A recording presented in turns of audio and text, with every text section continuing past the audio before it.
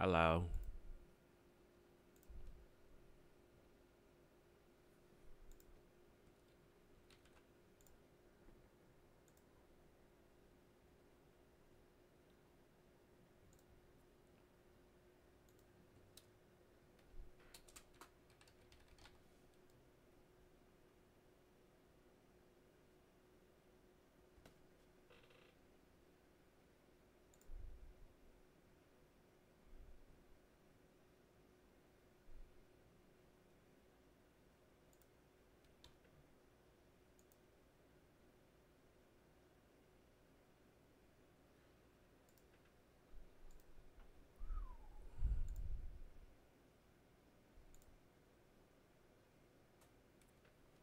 Hello, hello, hello, everyone.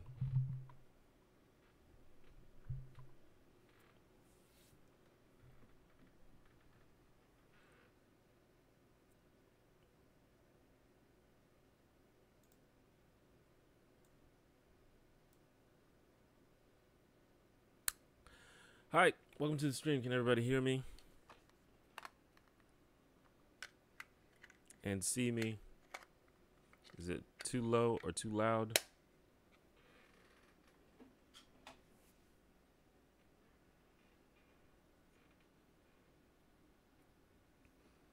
Yes, it's true. I got a harmonica. I don't really know anything about harmonicas, but this harmonica is in a key, so everything you play sounds good. But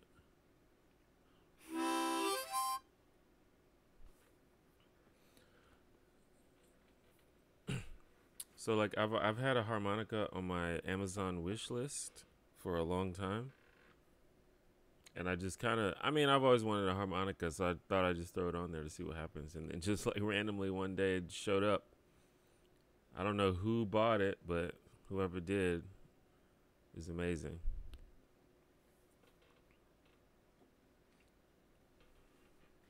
My Amazon wish list is in the description of the video, by the way, if you want to look at it.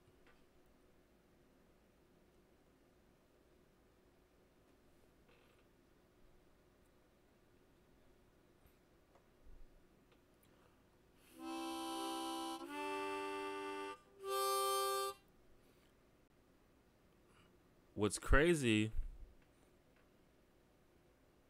it's cool how they work. I didn't realize they work like this. Is it plays a different note whether you are exhaling or inhaling. I didn't know that. That's awesome.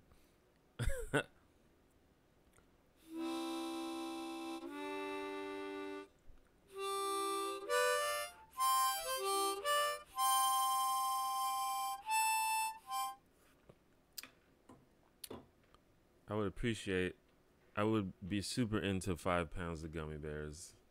I love gummy bears. Even though I've been trying not to eat too much sugar, but I definitely wouldn't turn it down.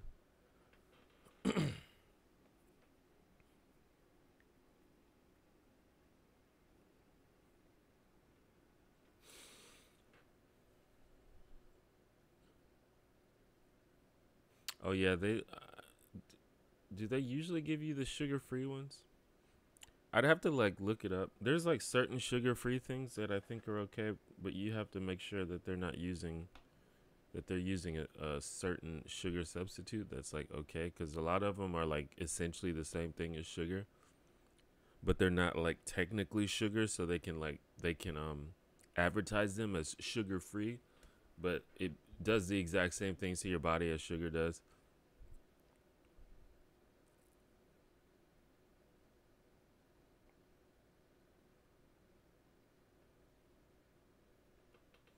I got gifted 2 harmonicas and 2 tutorial books. I've yet to do anything with it. Yeah, I'm about to look up some YouTube tutorials, but I think I got like a kid's harmonica or something, like a beginner's harmonica, because I don't know. It's one of those things where it sounds good no matter what you do.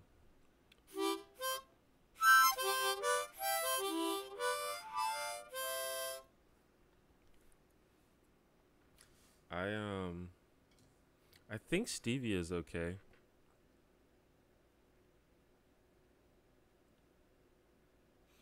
Usually the bad ones are the ones with the uncommon names that you don't know, that you don't hear about, like maltitol. And there's another one I can't remember. I think that stevia is okay. You know, in like moderate quantities.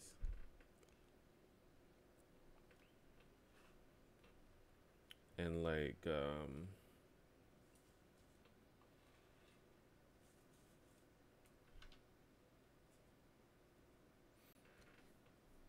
well, yeah, sugar alcohols are sugar alcohols are the main way that they sweeten like candies and stuff that are sugar free.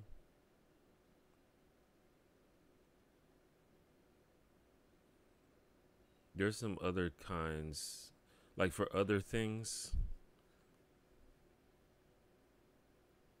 I can't remember all the names though. I know erythritol is good. It's fine. Aspartame is pretty controversial, but for the most part, my experience or my research has shown that aspartame is fine. Um,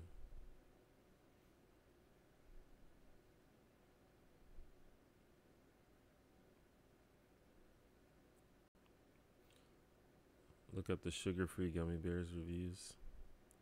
Do you like to cook or bake? I do like to cook and bake. I wouldn't say that I'm good at it though, but I like doing it.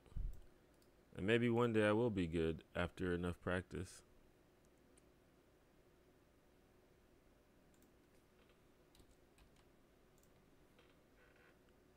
But all of those sugar substitutes, I assume. Well, let me see.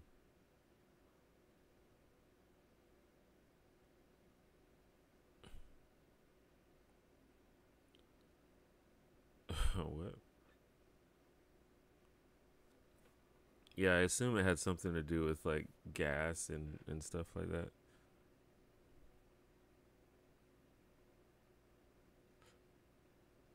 that. Yeah, most of the sugar substitutes affect like your gastrointestinal system. So you definitely shouldn't eat any of them in large quantities. Much in the way that you shouldn't eat sugar in large quantities. But I don't think it's like literally poison like sugar is. But you know, you gotta do your own research. I've done a lot of research on sugar substitutes because I generally eat a low carb diet. So I try to find things that I can eat that don't have carbs, and sugar is carbs. So I've done a lot of research on that sort of thing.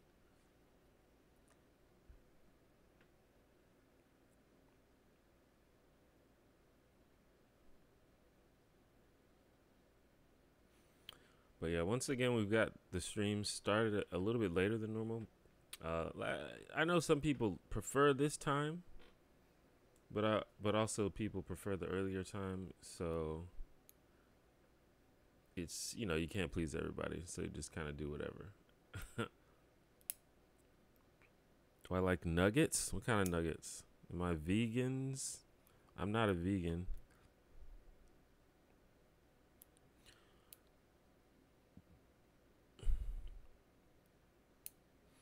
What's up, 18 Dan Productions? What's up, Caleb?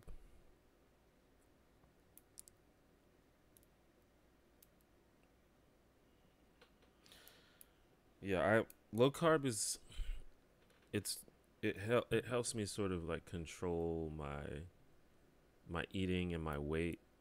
And to be fair, I've never really tried a low fat diet. Well, I've tried it like briefly, but it's just like it's like impossible for me to keep up with because you don't get to ever eat anything. But doing low carb, I feel like compared to like just a normal diet where I don't care, like I feel so much better, more energy, and just overall feel more well. Which they don't like they don't really talk about that much when people talk about low carb diets. People always talk about the weight loss, but I feel like it has other benefits. But you know, if low fat works for you, that's cool, but I can't do it.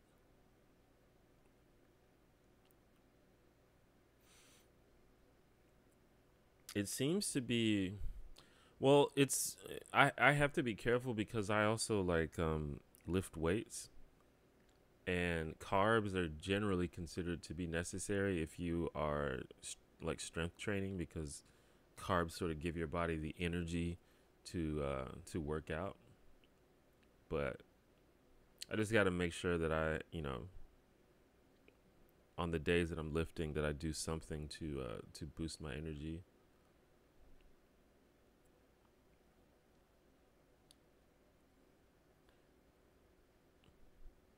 And I it kind of works for me because I don't necessarily crave carbs. I mean, I like carbs. I like to eat them. Um, but I'm fine if I don't have them. The only thing that I have a big problem with is bread. Like, I really enjoy bread and sandwiches and things like that. So I have to like I have to find substitutions. What I've been doing recently is I bought these low carb tortillas, and I've just been using that to make wraps and stuff.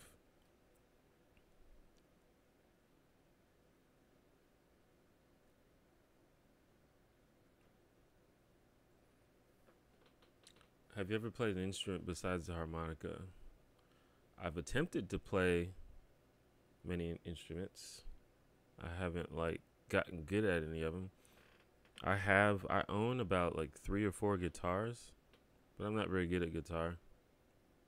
I played violin when I was in 3rd grade,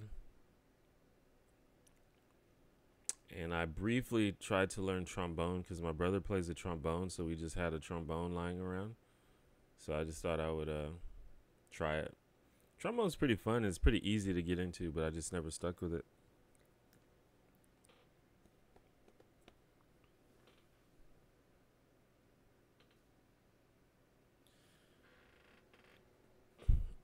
There was a study a while back that showed aspartame gave lab rats cancer, right? That doses the rats were being fed, a human being would have to drink an Olympic swimming pool of soda a day. Yeah, exactly. I feel like there's been a lot of misinformation about aspartame, but you know, everyone can do their own research on that. I drink a shit ton of Diet Coke, probably too much, but uh, I've done a pretty decent amount of research, and I'm currently convinced that aspartame is not bad for you. But you know, I can still there's still more to learn always.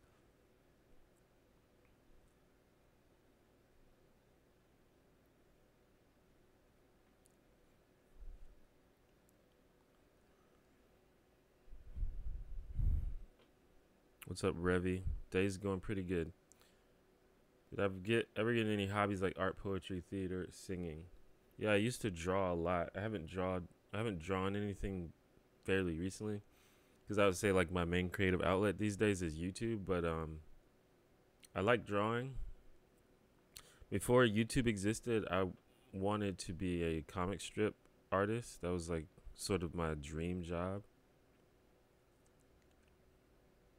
I like drawing like cartoons and comics and stuff mostly, but I also did like portraits and stuff, mostly pencil type stuff. I also like writing, and that's sort of the main. It's like my favorite part of the YouTube process is the writing. I did a little bit of theater in middle school, but that's about it.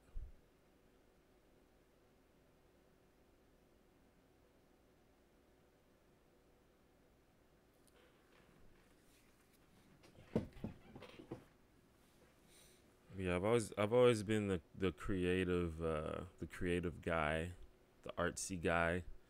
Like in my main group of friends, we've got like a sort of a solid group of friends. and one of them is like an engineer, one of them is an electrician, one of them does like home remodeling, um, and then I'm just the guy that's like the artsy one, and it's sort of always been like that growing up.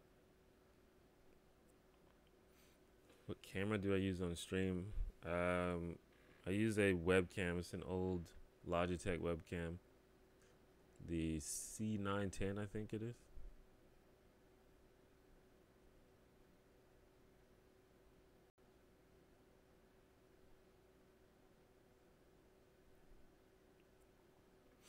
But yes, responding to what someone else said, like,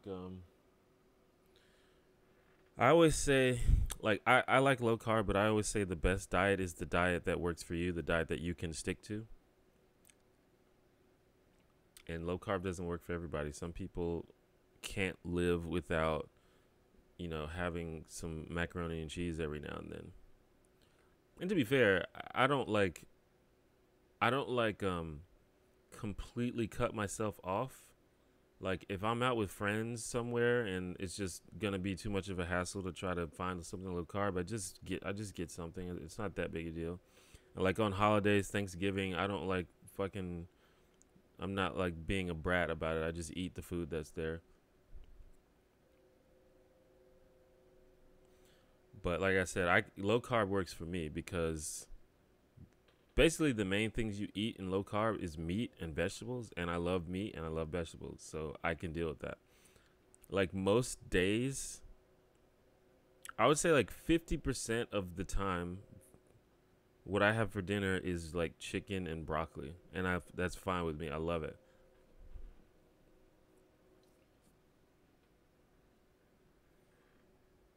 The camera that I use to record videos right now is a Canon T3i, although I'm planning to upgrade very soon.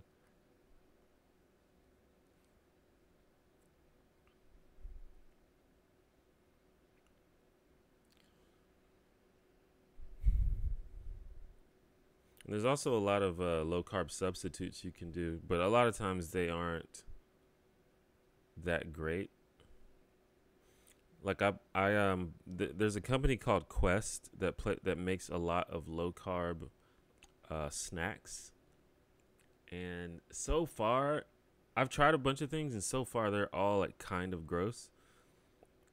Like I bought these low carb, like the chips. They're supposed to like replace potato chips, and they're basically like if you imagine protein supplement, like protein powder, like in chip form.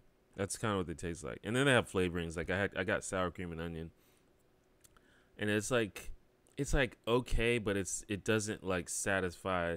Like you eat chips because they're delicious. These aren't delicious. They're just like kind of okay and weird tasting. Thanks, Aaron Bob. How would you feel about making it so that the two main parties, rather than the president, have to take turns appointing Supreme Court judges so the court stays ideology balanced? I don't know. I mean, that's a thing that I can't really talk about because I don't know what that would be like. I'd be willing to try it, but I also see the benefit in having. Well, first of all, one thing I think is I think the Supreme Court should have some kind of term limit, but I kind of like the idea of a party just getting a go at it for 4 to 8 years. Like, let them run things. Let's see how their ideas work, and if they don't work, we'll vote for someone else next time. I feel like it could get a little confusing and a little all over the place if like two different parties were. And honestly, that's kind of what we have in America because we have the different branches of government can be controlled by different parties. And I think that's part of the reason why America is so like fucked is because the two parties are constantly going at it depending on who has power. I kind of like how other countries do it, or I like in my head, I like it. I like to try it and see if it works. How in some other countries, like a party, you like vote for a party instead of like a person, and you just let the party have a go at it and see how they do. I kind of like that idea, to be honest.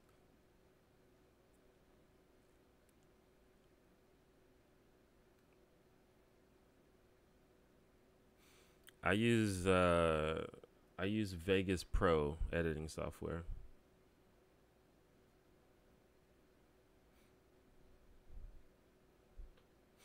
I always thought meat and vegetables were polar opposites. I strongly disagree. I think they go together quite nicely. I love broccoli. I I don't know. I feel like a lot of people don't like vegetables that much, but I love vegetables. I think it's partly because my mom sort of like forced me to eat vegetables when I was a kid, and I just grew to like them. Most of them, for the most part.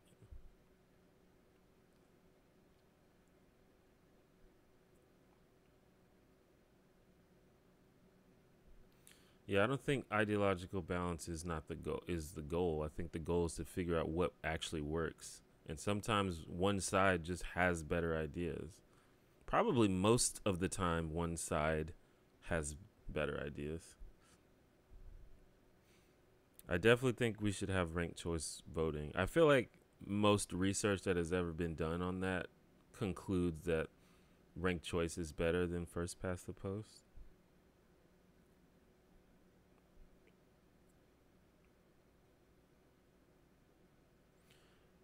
Why do you still use the Electoral College? Well, the real reason is because it benefits the major parties.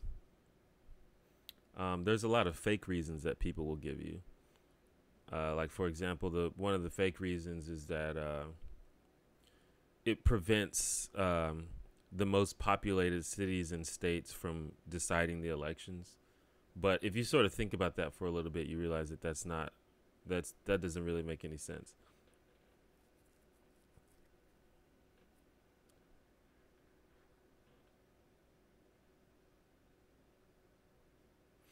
Because like, even if that were true, which it isn't, and you can kind of prove that with math.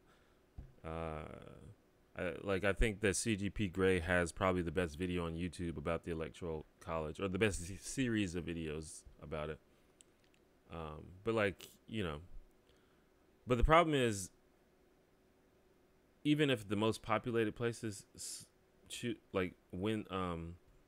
decide elections in that system, under our system, the swing states decide the elections. So it's still just a certain number of states that are deciding all the elections.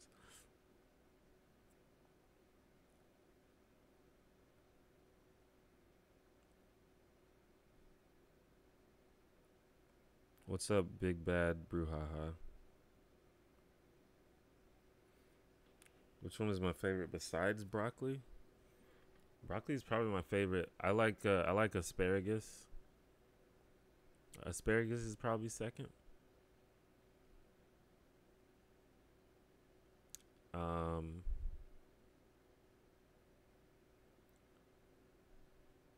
like Brussels sprouts. Um, yeah. No Jackbox today.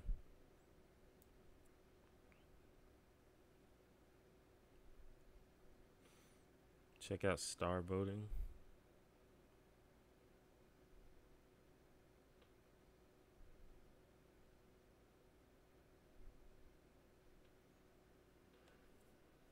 I'm not a big fan of kale. Like, I'll eat it, but I don't think it tastes that good.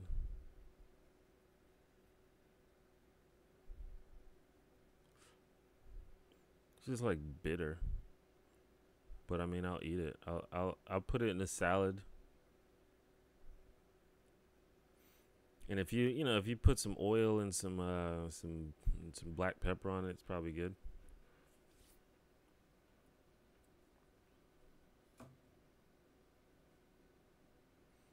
Yeah, I have a harmonica.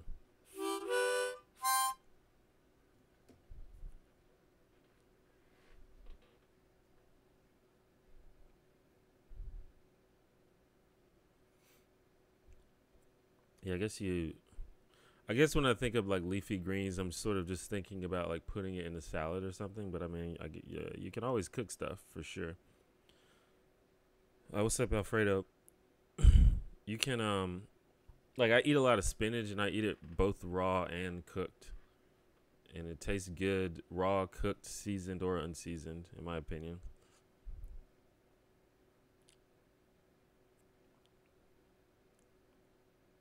What's up, Newton? Newton Kelly.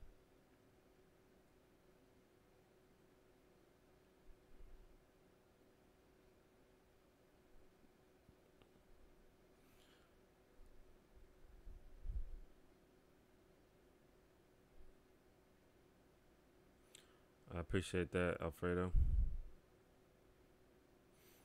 Yeah, spinach. Actually, probably spinach is. I like spinach more than asparagus, but it's close.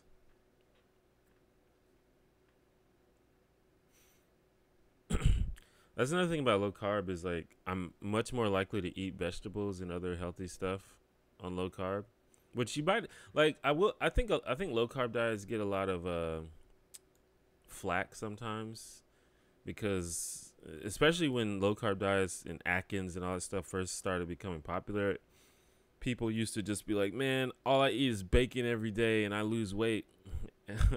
But it's like I actually eat healthier on low carb. Because before low carb, I would just eat like fucking macaroni and cheese and like rice and stuff like that all the time, and I would barely eat any vegetables. But now it's like, well, I have to put something on the side of this meat, so just vegetables, usually broccoli.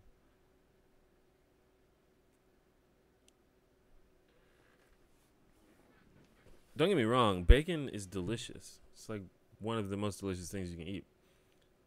But that shouldn't be the only thing you eat. You will be definitely nutrient deficient. I think bacon is delicious. But there's a couple of problems with bacon. One, I think it's too expensive. Um, Two, it goes bad really fast. Like if you buy a pack of bacon and you open it, you have to use all of that bacon or else it's gonna just start turning gray like immediately. Um, and also like there's just been a lot of recent studies about like cured meats, especially bacon, that are kind of scary. I need to do a little more research on that, but basically, I'm pretty sure you shouldn't be eating that much bacon. You can have anything in moderation, obviously, but a lot of the early low carb adopters were just talking about how they eat bacon like 3 times a day and still lose weight.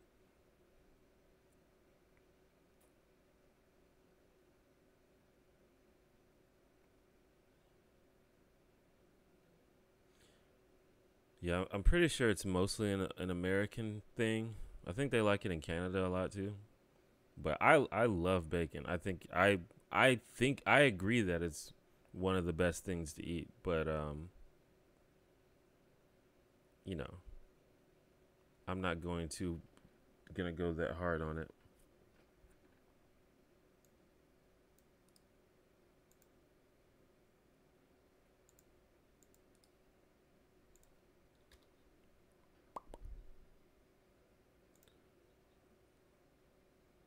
Jonas, thank you for the super chat. What is that? Is that hold on? That's Swedish? Swedish krona.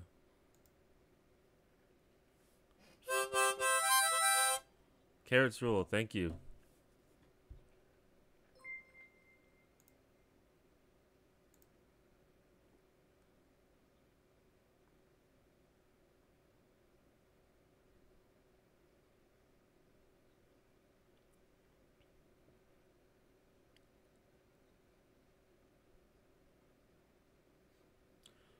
Yeah, I mean, generally when I eat bacon, it's usually like alongside like breakfast, like with eggs and whatever I'm eating with the eggs, or I like just put it on a burger or something. But other than that, there's not really.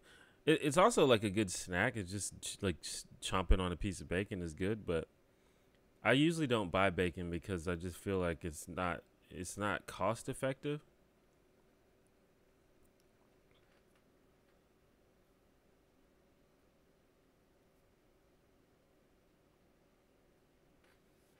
I love seafood and fish also.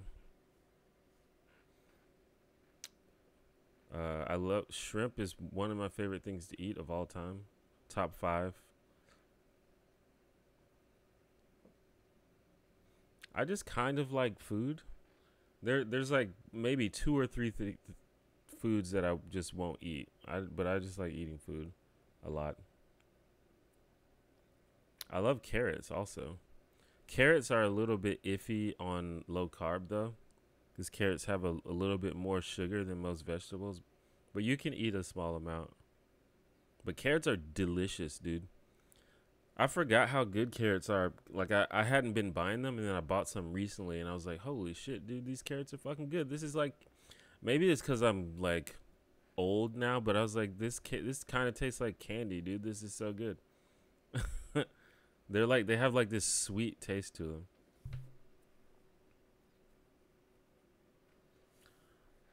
I've always preferred wheat bread to white bread.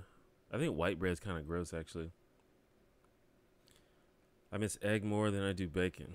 I eat a lot of eggs. I probably eat too many eggs. They just released some kind of study that was saying that eggs might be worse for you than people have thought. But, you know, it's still... It was just like one study, so... Because there's been a lot of studies over the years that have basically shown that eggs are not as bad for you as they once thought.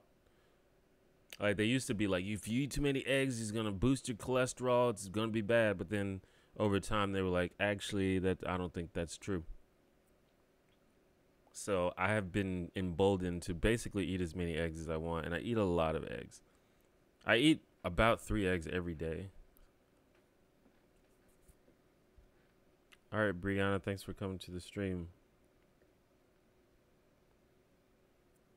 Do you have any opinions on adopting a universal language so everyone learns a second language like Esperanto while keeping their local language among friends, family, neighbors? I mean, I think that would be cool, but the thing is, like, we are like more than halfway to that already. Like most developed countries have English as a language that is taught to everybody.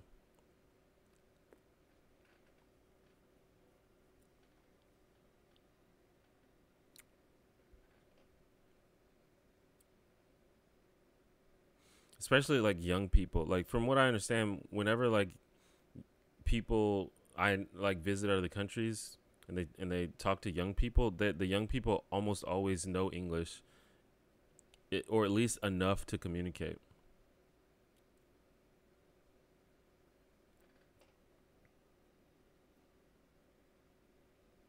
Carrots with a little maple syrup and cinnamon roasted in the oven. That sounds pretty good.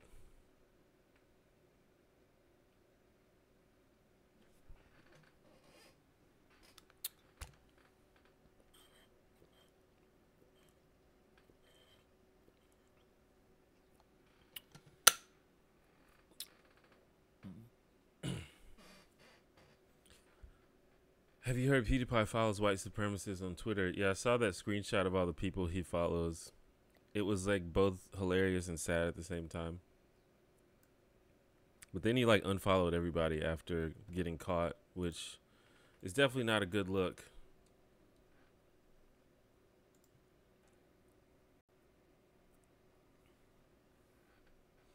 How'd you feel about having the citizens vote in Supreme Court judges? I'd be fine with that.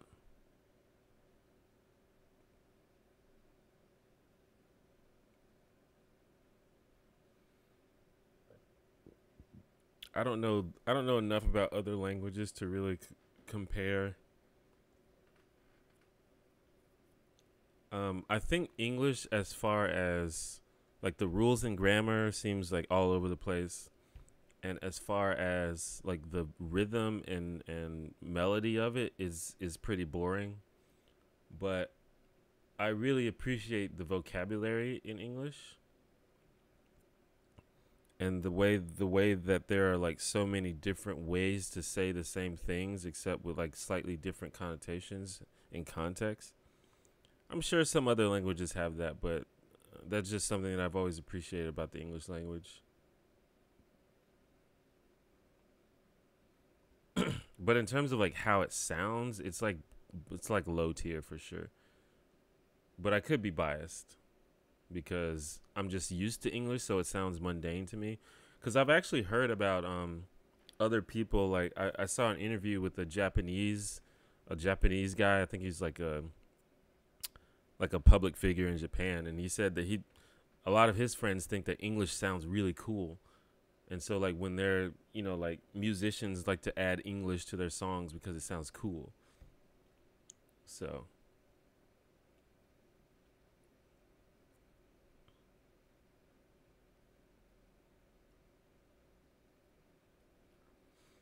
I agree with you, Big Bad. I used to defend PewDiePie a lot. But at this point, it's just like, dude, you just keep digging your hole deeper and deeper. So I'm just gonna leave you alone.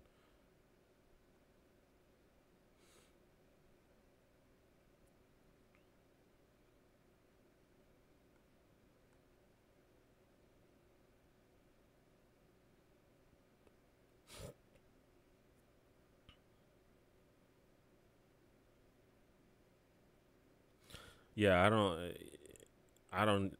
have no idea how people learn English. It just seems way too convoluted and confusing.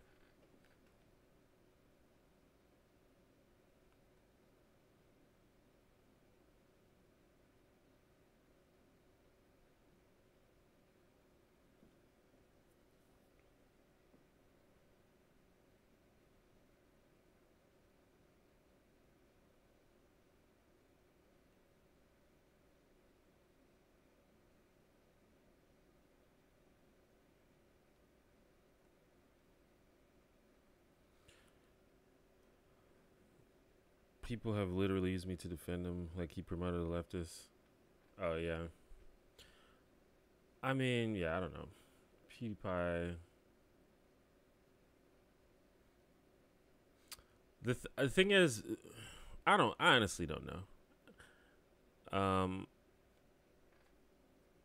My theory is that PewDiePie is probably just a okay person, but he has this desire to maintain this sort of edge lord personality on the internet, and he cares more about that than he cares about sort of the responsibility of his platform.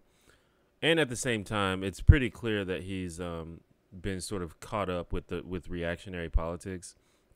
I don't know if he's like a fucking Nazi or a racist or whatever, but I don't think you have to be a Nazi to get caught up in reactionary politics. It happens all the time. It's a problem, but it happens. Questions about your outro music. I know it was done by Intact Production, but what is the title of your theme? Is it available at SoundCloud, or was it composed specifically for your show? Well, the title of the track is "Good Vibes." I have to ask him. I have to see if it's still on SoundCloud.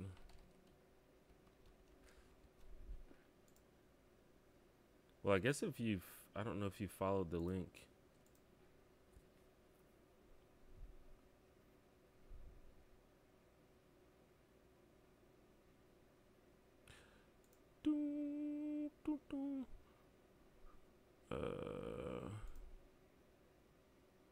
It might be on like one of his other SoundClouds.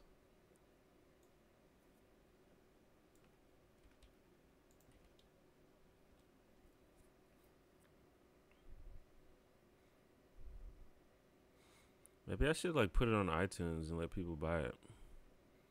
I don't know if people would just buy an instrumental though.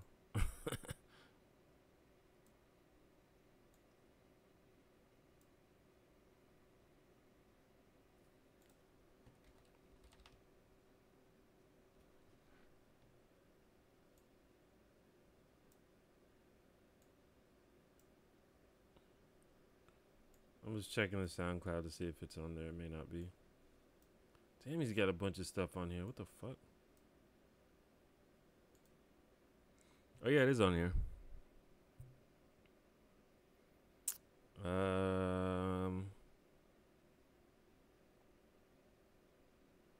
How do I link this?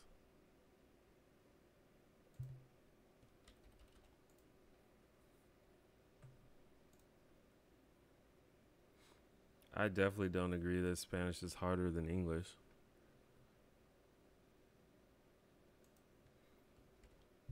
Yeah. So I've just linked the it's a link to the outro music to my videos. This track is called Good Vibes. It's made by Intact, who's my brother, who is a music producer through his production group called The Regime.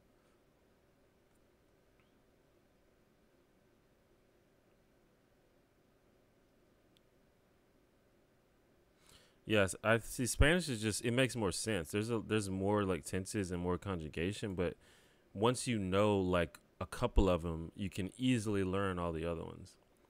With English, it's almost like you have to do one thing at a time.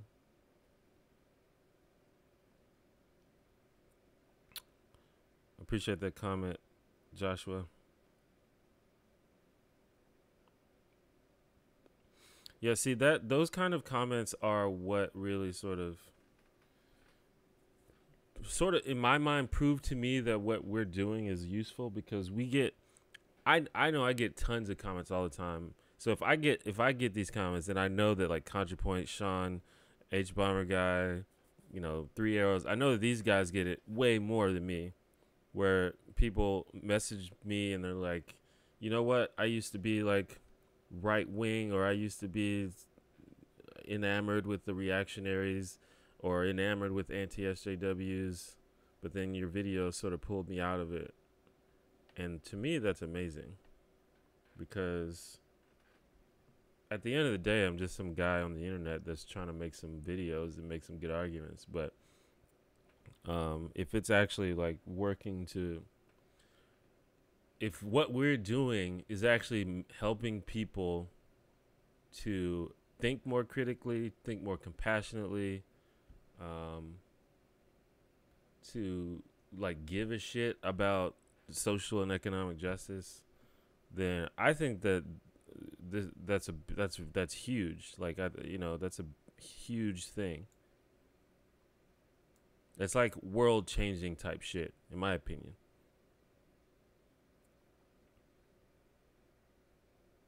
That's why I say like, the idea that, I think there's a good quote that says something like never doubt that one or a small group of people can change the world, because if you think about it, that's the only thing that ever has changed the world. Is just a small group of people doing something and getting the ball rolling.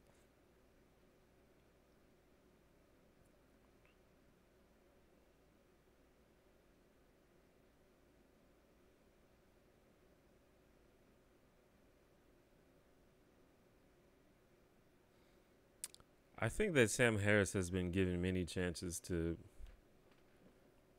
be won over. Like Sam Harris is, maybe not to right now. I don't really keep up with him as much as I used to, but his entire career has become basically trashing the left. And I don't know, if you're on the left and you're trying to like get shit done, I don't think that your focus needs to be on trying to court somebody like that, who's like entire fucking agenda is trying to slow you down.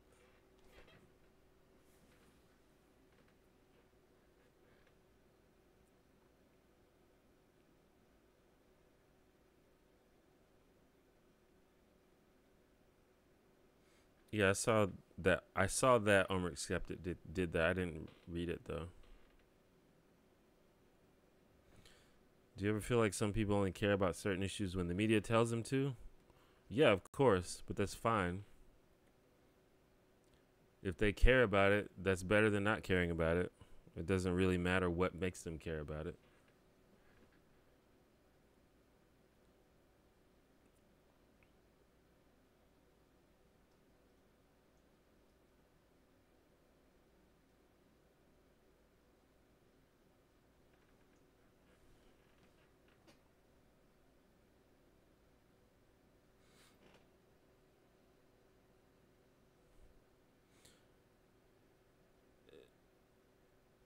the the idea that I don't know where this idea that people on the left or people within feminism or social justice movements, like they just kind of all agree with each other and kind of never criticize each other. Like I don't know where that idea comes from. It's like not even close to true.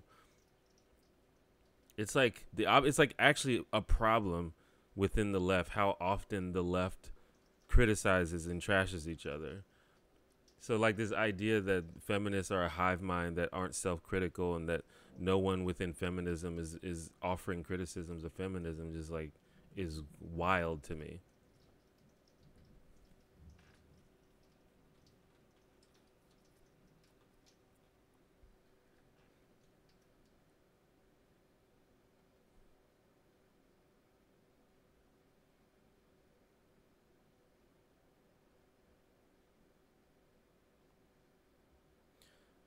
Do you think the abortion legalization is a matter of human rights?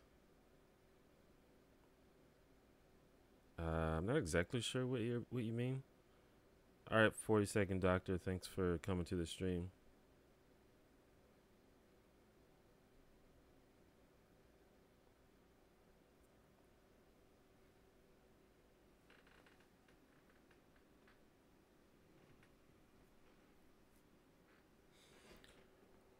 Why do you think Dan Dennett never went down the anti-SJW black hole? I have no idea. Maybe that wasn't his interest. Or maybe he saw how much his buddies were getting maligned in the media and he was like, you know what? I don't want to deal with that. That seems like a no-go.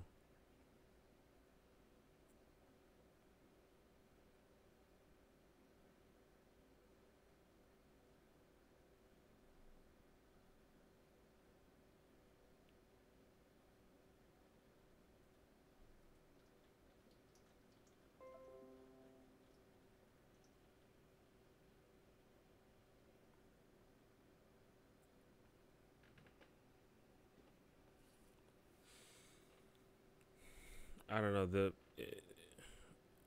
uh, the the idea that nobody criticizes feminism is just like not true. Really, there's like a whole lot of uh, infighting and in criticism within feminism and within the left and as a whole within social justice communities, within economic justice communities.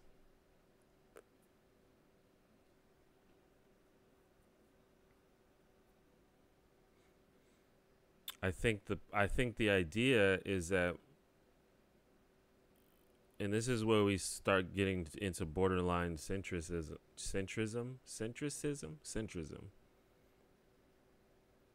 because um,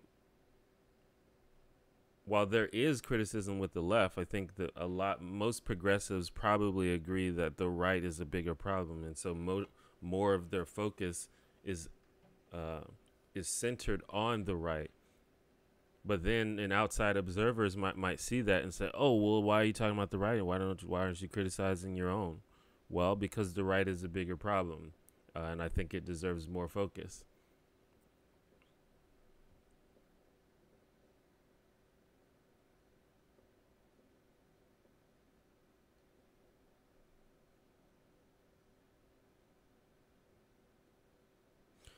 I think the problem is that you're looking at feminism as if it is some kind of monolith that with one direct goal, and I don't think any substantial movement is that.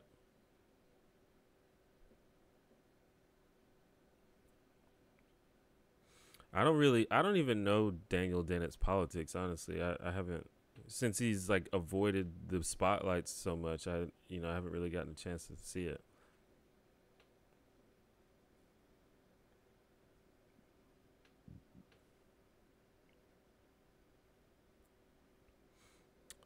I am not educated enough to comment on Brexit.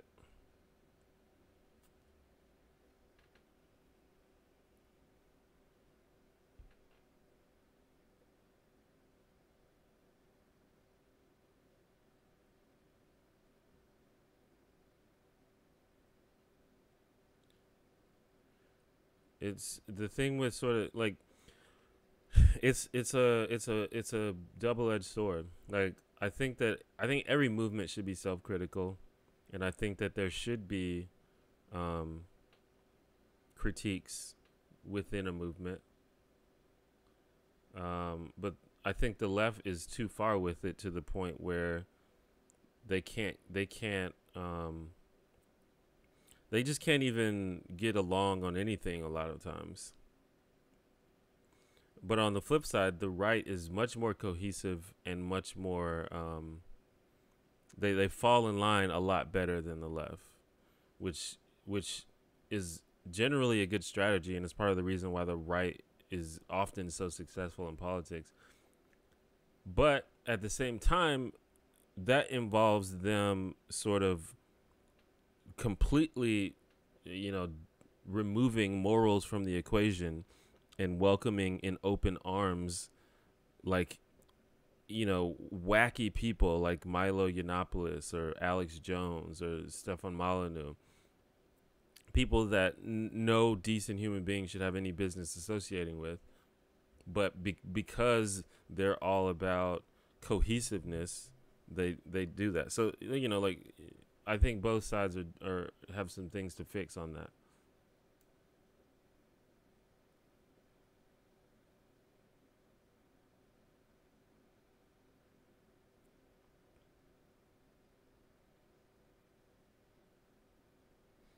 You think MLK would still be on the left if he were alive today? Yeah, probably. I mean, MLK was a socialist, so.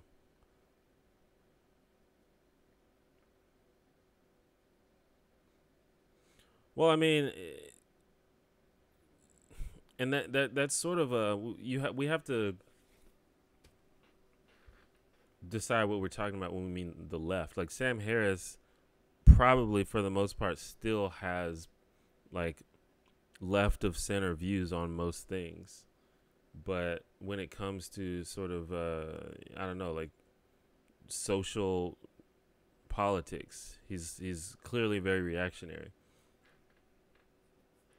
So like probably Sam Harris would be okay with universal health care. I can't. I'm pretty sure he's argued for things like UBI and other things like that. But so you have to sort of decide what we're talking about when we even say the left.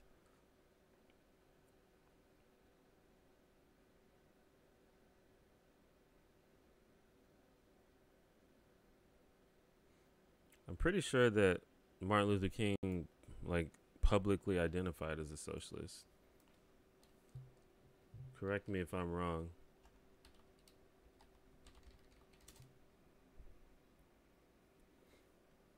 And I don't think that being a socialist does not necessarily imply that you are also a communist.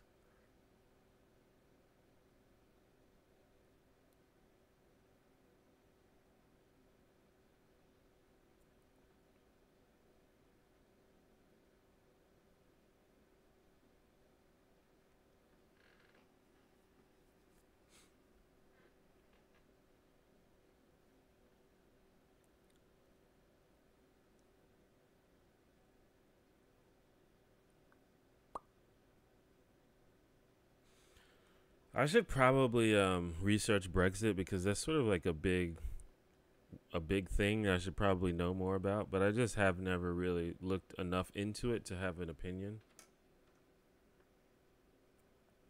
Most people who say things that I agree with a lot say that Brexit is a bad thing.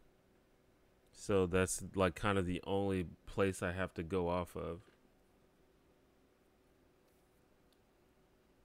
Or Brexit is a bad thing.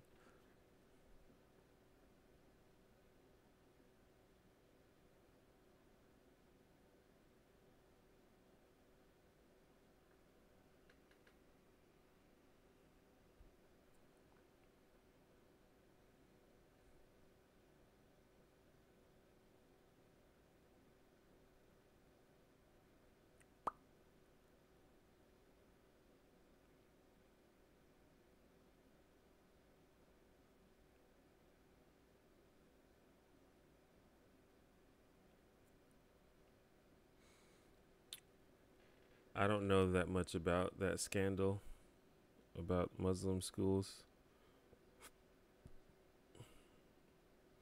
All right, brother Gary, thanks for coming to the stream.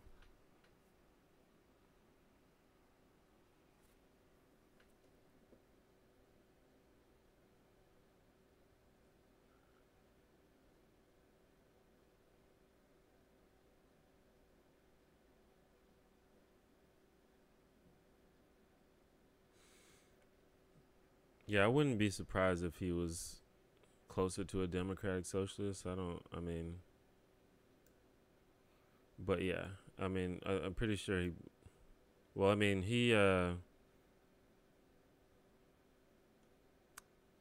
as the people have quoted in the chat, it's pretty clear that he was not a big fan of capitalism.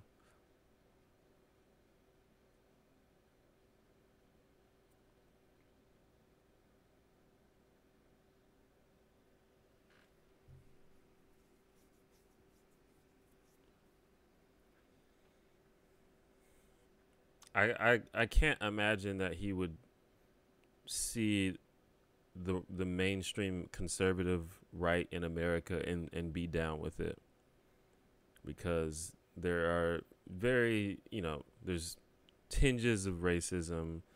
They don't give a shit about the poor. I can't imagine that he would be down with that at all.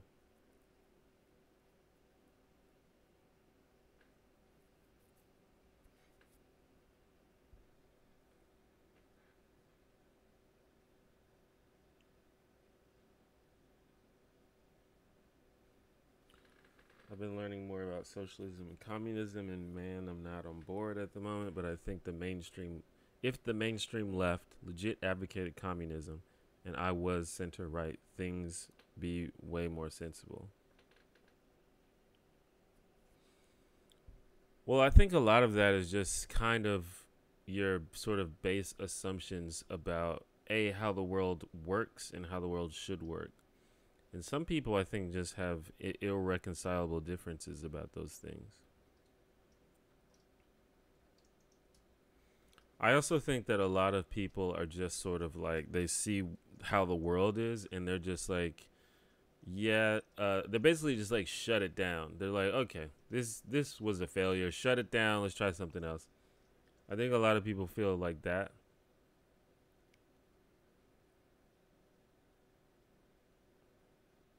Because this whole like communism thing is, at least on the internet, is new. Like, there are people that I know that I've been watching on the internet that never said a single word about socialism or communism until like this year, and now like every tweet they make is about communism.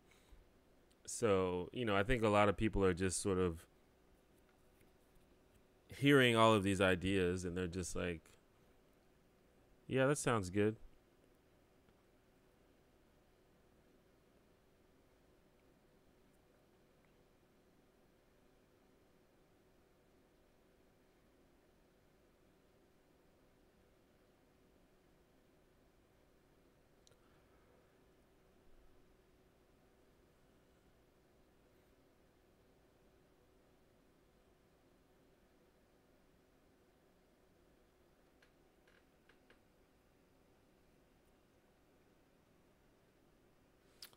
Well, I think that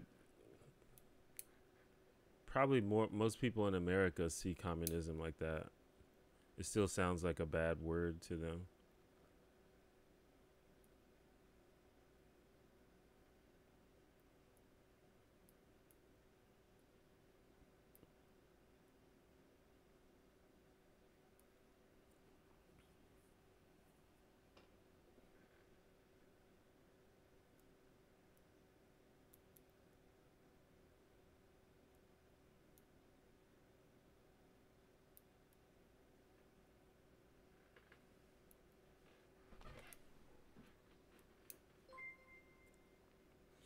Gel, the digital dream girl.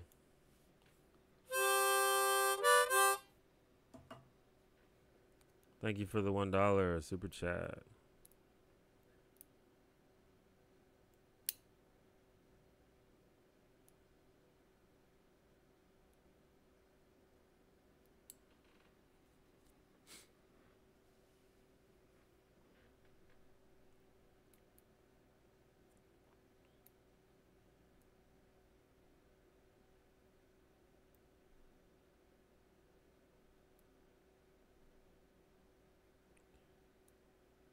Suppose you fell into one of the Futurama freeze tubes, and when you woke up, the future was communist.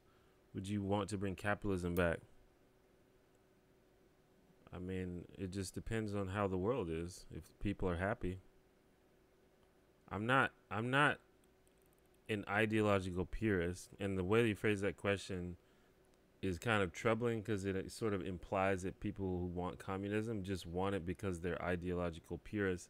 What I want is the thing that's going to make the world better and make people's lives better.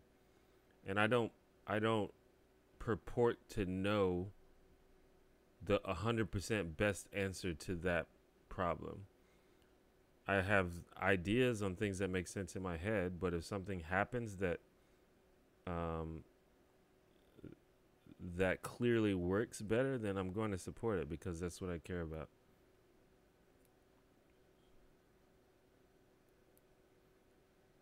Do you think capitalism is a bad economic system? I think that capitalism, when done properly, is not a bad economic system, but I think that we do it very, very badly. So the current system we have is a bad economic system. But I propose changing the current system. But I think there are aspects of capitalism that I like. We just don't do it correctly.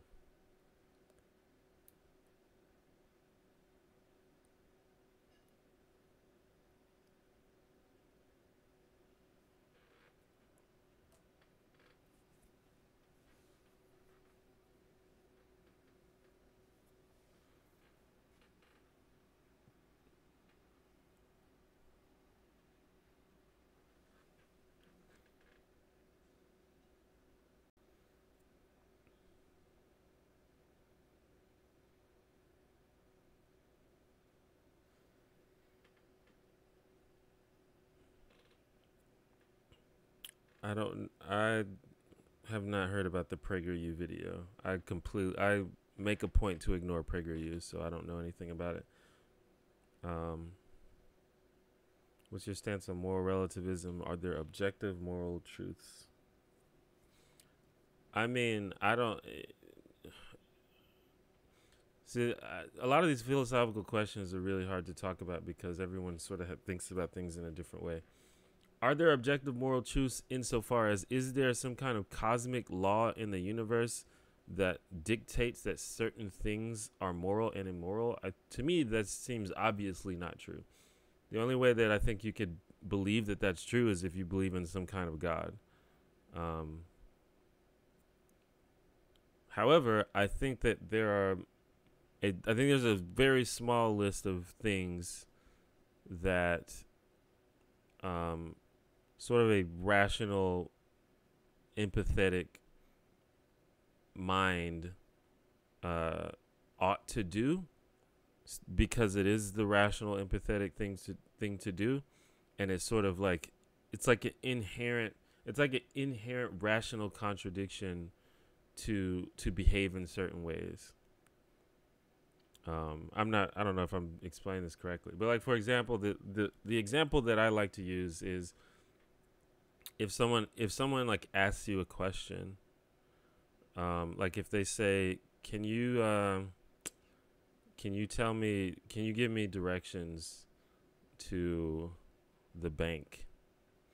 It's like implied by the asking of the question that the person asking you the question expects for you to respond truthfully. Like it's like inherent within the very action of asking the question. And that's understood between all parties involved. That's like just naturally understood in your brain by both parties that the asking of the question implies an expectation of truthful response. So given all of that, if you provide an untruthful response, it's just like an inherent contradictory, irrational action. And I feel like it sort of like implies that we ought not to do that. Like it just logically implies that you ought not do that. And that's about as far as I would go in terms of objective morals. And I want to reiterate that I think the list of things that follow that rule is probably very small.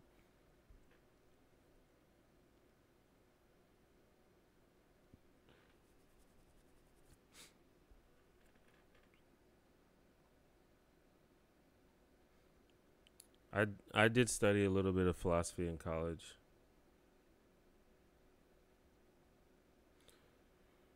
Would you say that ideologies such as capitalism and socialism act less as strict ideologies and more as tail ends of a spectrum? Well, of course. That's why it's hard to talk about these things, because different people have different ideas of what those words mean. And that's why it's kind of hard for me to talk about it, because a good portion of my followers now are anti-capitalist and or socialist, etc. And when I say something like I kind of like capitalism, they might completely perceive that as me being in favor of something that I'm just not in favor of at all. So that's why I like usually prefer more specific questions about that. All right, Big Bad Brouhaha, thanks for coming to the stream.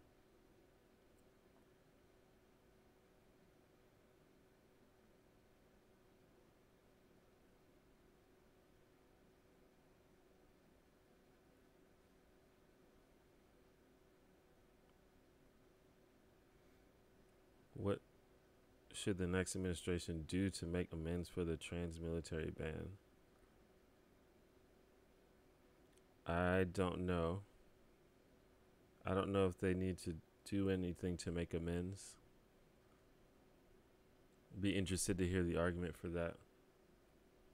It's honestly probably good for not trans, but it's probably good for people not to be in the military. So I don't know if it's like I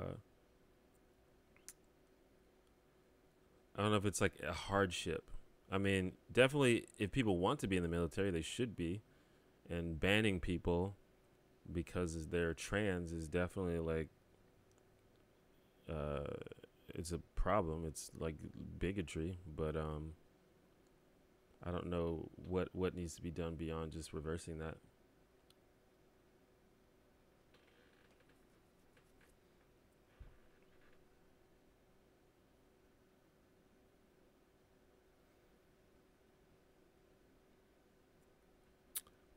I studied a little bit of Nietzsche in college.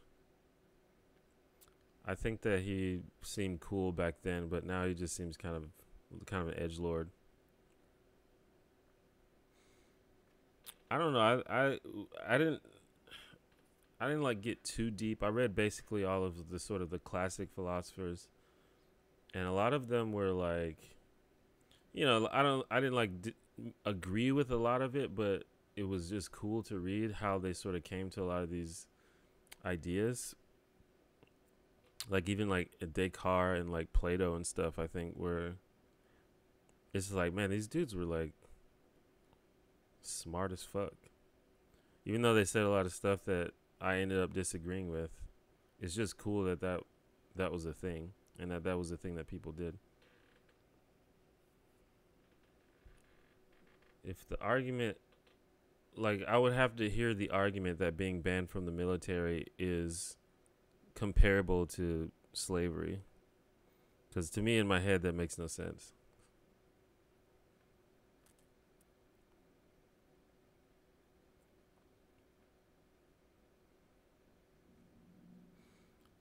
I wouldn't be surprised if most philosophers abused some kind of substance.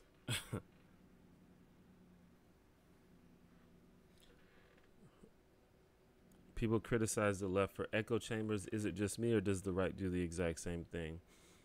Well, what I've found in my days is that almost every criticism of the left that is put out by the right is 100% projection. Like almost every single one.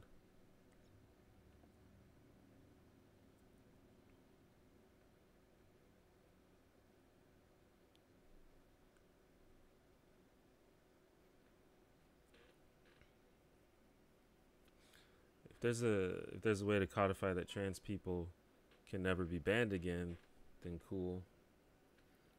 Yeah.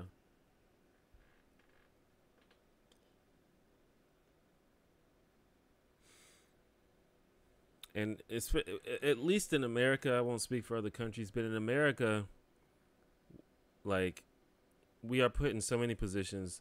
The right is put in so many positions where they just prove that they're inconsistent in their criticisms. Danielle, thank you for €5 for the Harmonica Fund. You're one of my favorite creators. Thank you. Appreciate that.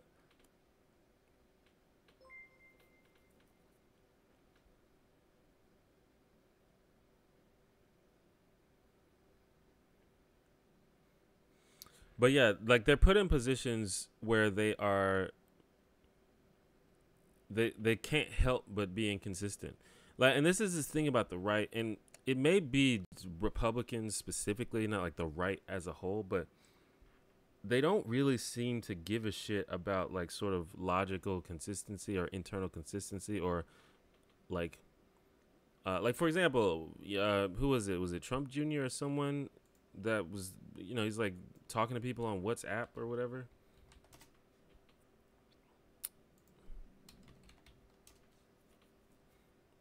Or Kushner. Yeah, Jared Kushner. Yeah, he's using his private emails and posting stuff on WhatsApp. No peeps. Do you guys remember how hard people on the right went on Hillary Clinton for her fucking emails? I'm sure you do, because it's a meme at this point. But no, I don't hear anyone doing the same thing for Kushner.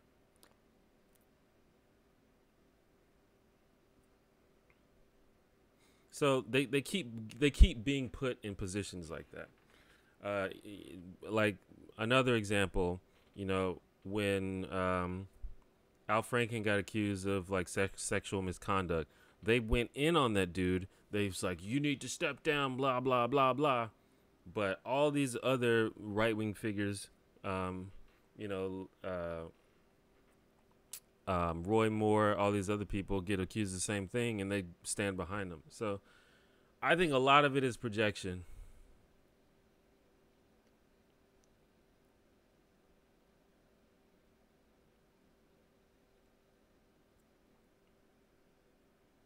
This is not to say that the left, there are no valid criticisms of the left, but you, when you've got like the same problems, like, it's your criticism does not seem credible.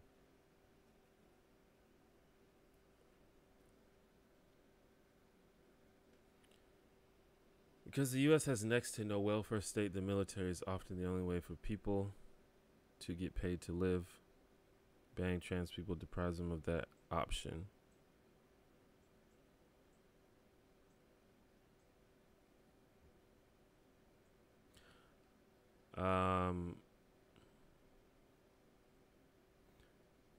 I mean, maybe.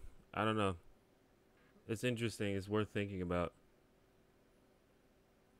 Given the fact that trans people in the military are, often sexually assaulted, bullied, harassed, and simply being in the military increases your chances of just dying in war.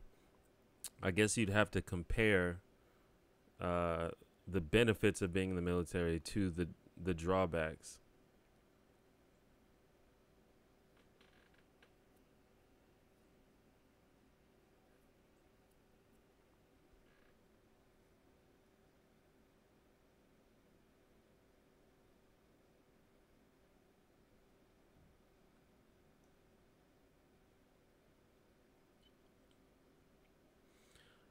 I don't really, it's not really a problem about who hates who. The problem is being consistent with your criticisms. Like, I think conservatism is illogical, irrational, and immoral, and I don't intend to sort of make concessions for most right-wing ideas because I think they're bad. I think that's fine. But if I'm criticizing the right for something that I'm doing myself, then you shouldn't find me credible. And that's something that take very seriously and I try to keep in mind all the time.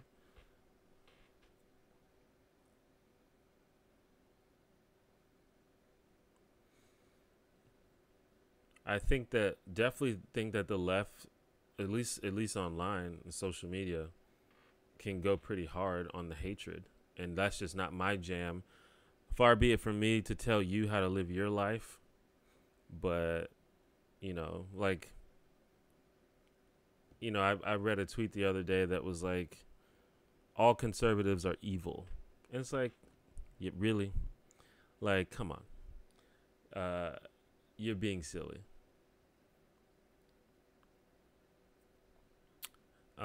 I think that, like I said, I think conservative ideas are in general pretty bad, pretty dumb, but all conservatives are evil. Like, to me, that's just like just a ridiculous mindset to have, and it's just completely unproductive, and it's just hateful.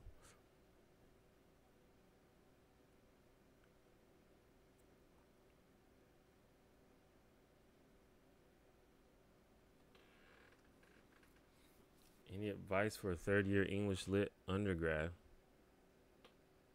Um, I don't know. Do you have any specific questions about that? I mean, is it going well?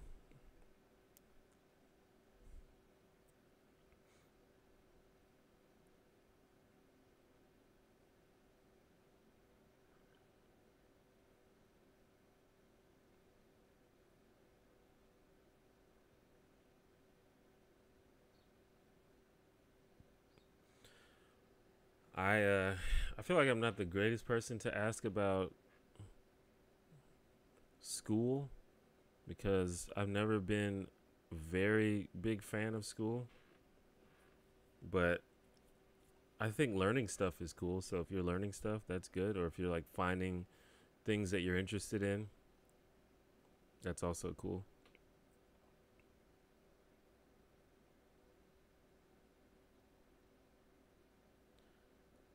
All right, Jonas, thanks for coming to the stream.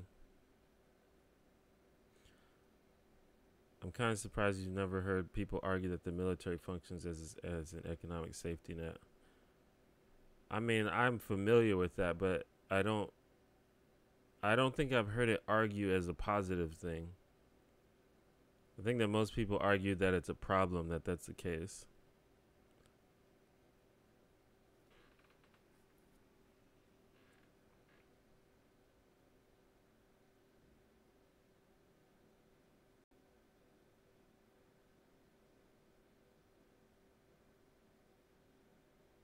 At least in my experience.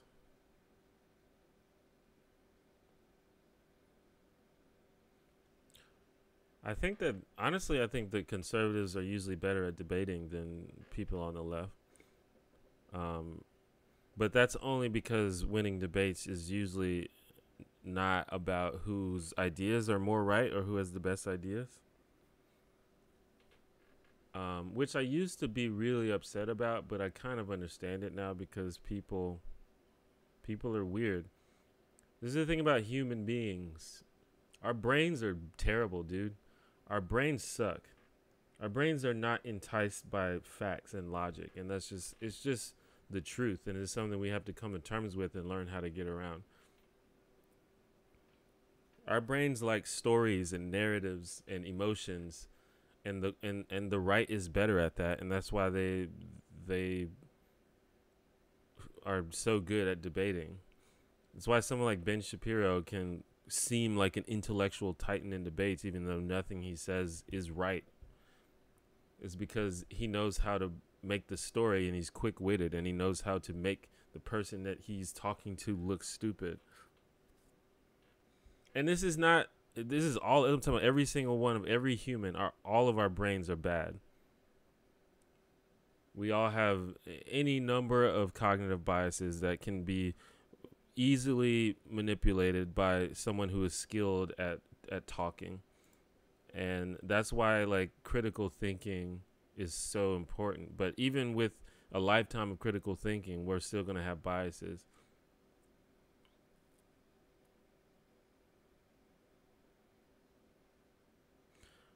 I don't think I argue that banning people from the military is not bad.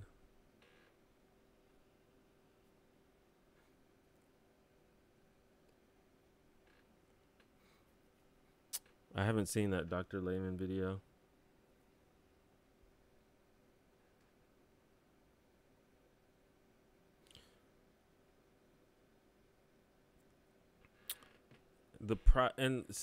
The idea that debate is, I just want to make my opponent look stupid at this point. That's kind of true, but the problem is debate changes people's minds. 100%. Debate is part of the reason why I became an atheist, from watching debates. So if our goal is to make people come to our side, then we need to learn how to debate. It's kind of unfortunate, but that's just what we need to do. Like, I don't want the right to I don't want people like Jordan Peterson and Ben Shapiro to get on stage and say a bunch of bullshit and influence, these like young men into like becoming reactionary shitlords, if there's anything we can do about that. And it sucks that that's the case, but I think I've come to believe that is the case. I still don't think I'm going to be the one to do it. I have no desire to do that. Maybe someday down the line I'll think about it, but that's not my jam. I just kind of want to write videos, but I think that somebody needs to do it. And that's one of the reasons why I appreciate Destiny. I think Destiny right now on the internet is like probably the main person who's doing that with any real measure of success.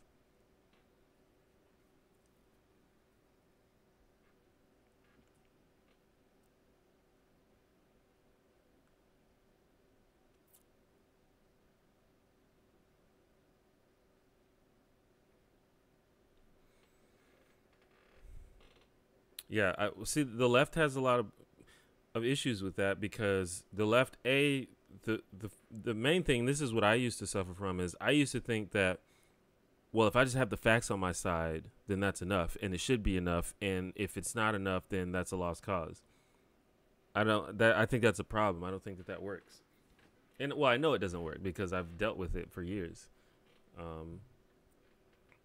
But another problem that a lot of other people have is they sort of have this idea that people should know better.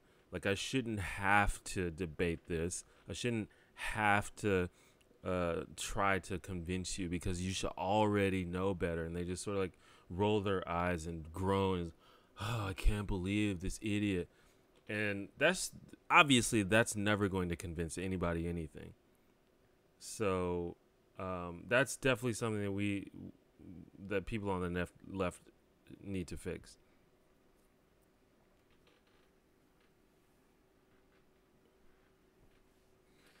Have I ever thought of collabing with Creationist Cat and or Dusty? I'd be down. I never thought about it like with any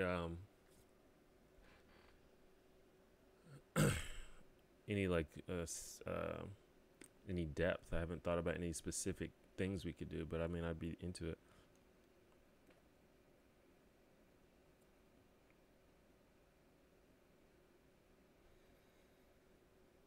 Authors use lies to tell the truth. Politicians use the facts to tell lies. Yeah. Because the thing is, if you can get somebody over the fence, then you can show them the facts. But sometimes the facts are not enough to get them over the fence. Sometimes you need a story. Sometimes you need a narrative. And I'm still thinking about this, but this is sort of what I've come to believe now. And this is like I said, part of the reason I became an atheist is because from watching debates and watching people like Richard Dawkins make people look stupid. But after that, then I exposed myself to the facts, and I'm still an atheist, even knowing that I kind of was like bamboozled into into the group by some, you know, some clever talking dudes, but I'm still an atheist because over time I decided that the facts supported it. But I think sometimes you need a story, you need some emotions, you need some humor, sometimes you need some someone to be a douche, make someone look stupid. Like I don't really like that, but it works. It's just a thing that works, and I'm more results focused than means focused for the most part. You know, I have some values that I personally won't betray. Like I'm not gonna go out there and be a dick to someone. I'm not gonna go out there and lie to someone. But you can't deny that it works sometimes.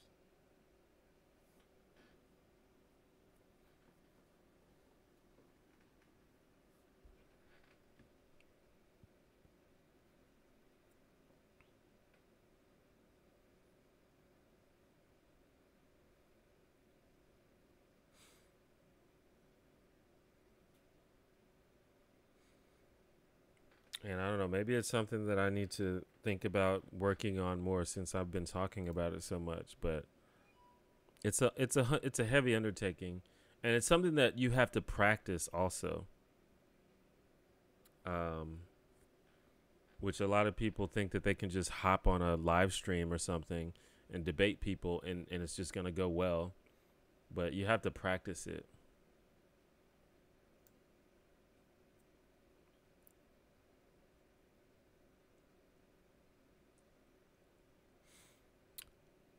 No, I think that what I do is also useful. But you know, any good strategy has multiple prongs. Um, like personally, I think debates are most useful for people watching. I don't think you're ever going to change the mind of the person you are debating. That is almost never going to happen. Um, it may happen, but it's rare. I think the benefit is for the people watching. But a video like mine that you can play on demand whenever you're ready in private, I think that has the benefit of possibly changing the mind of the person who's watching it, because there's no audience, they're by themselves, you know, they get to think about it on their own. They don't, even if their mind is changed, they don't have to tell anyone. Um, so I think that there's a benefit to that as well. And even if it doesn't outright change their mind, it can plant the seed, and then that seed gets reinforced as they continue to expose themselves to different ideas.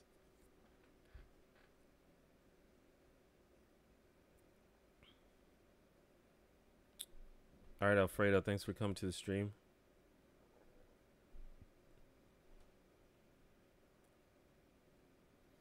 Why don't people want to be on the left? The idea of social justice being bad or unattainable depresses me. I don't get why other people don't feel that way. Well, I don't know. I mean, that's one of the things about life that you have to get used to, is that different people have different values and views than you.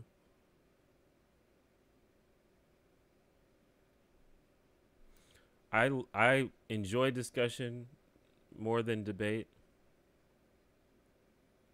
and I think it is more pleasant, but I think that both are important. I've come to believe that both are important. I used to not really think debate was very useful, but I've come to believe that it probably is. It's just like, it's just work. It's sort of like, I don't know, like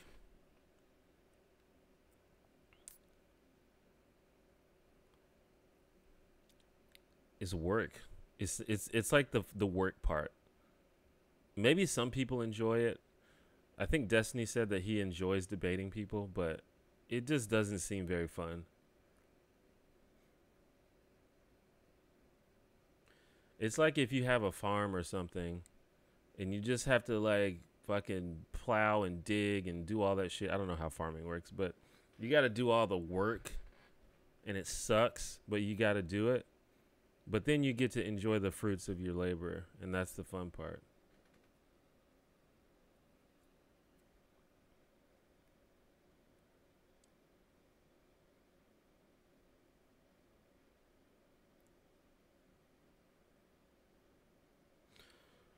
Well, I mean, different people have different values. That's just a thing that I've had to come to terms with. Um, a lot of it is based on ignorance and experience and stuff. Like, a lot of people don't give a shit about the plight of marginalized groups or poor people. It's just they just don't care. This is especially the case in America. America, we have this sort of mentality that's sort of drilled into our heads as we grow up that, you know, you work hard, you do your best, you take care of yourself, you take care of your family, and if things don't work out, that's just because you didn't work hard enough, and or you didn't work smart enough, you didn't have the best ideas. And so we're taught that if someone else is struggling, that's their fault, that's not my problem, I'm working hard, they should work harder. That's sort of like the sort of stereotypical American mentality.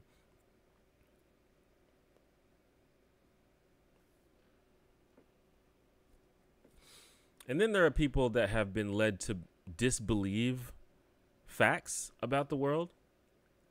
And that can also affect sort of where you fall politically.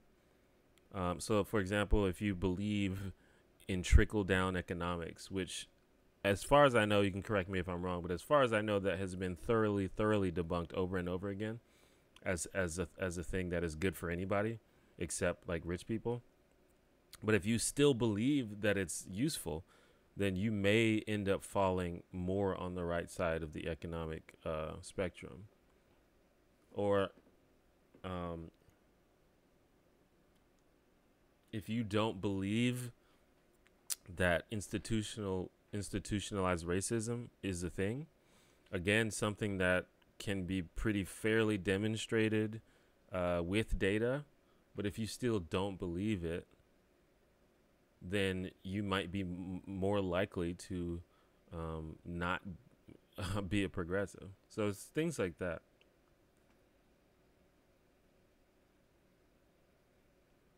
But also, some people just have different views on stuff.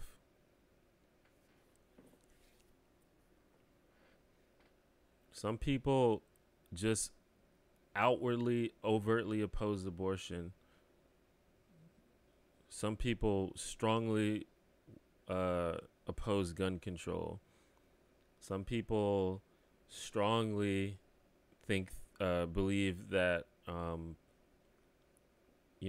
small businesses should be, the economy should be focused on small businesses. There's a lot of stuff like that. People just have different views on stuff.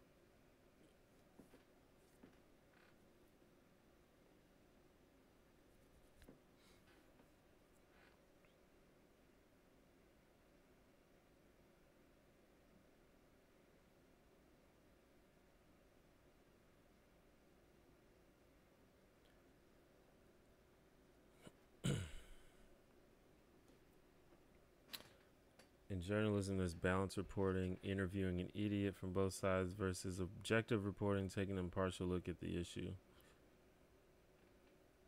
Well, I try to be fair. I wouldn't describe my videos as impartial. I think I have a pretty definite point of view, and most of my videos have sort of a takeaway that's my opinion, but I definitely try to be fair and fact-based for the most part. So I guess that's what you're seeing. I appreciate that.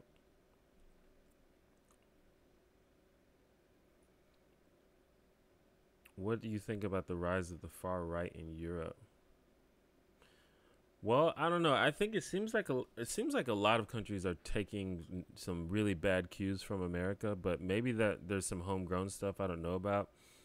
But I honestly don't know that much about the political situation in Europe, so I can't really give a educated response on that. What do you think about the debate some people have over whether the word racism only means prejudice by a group with power against one without? I made a whole video about that. It's called "Black People Can't Be Racist?" Question mark.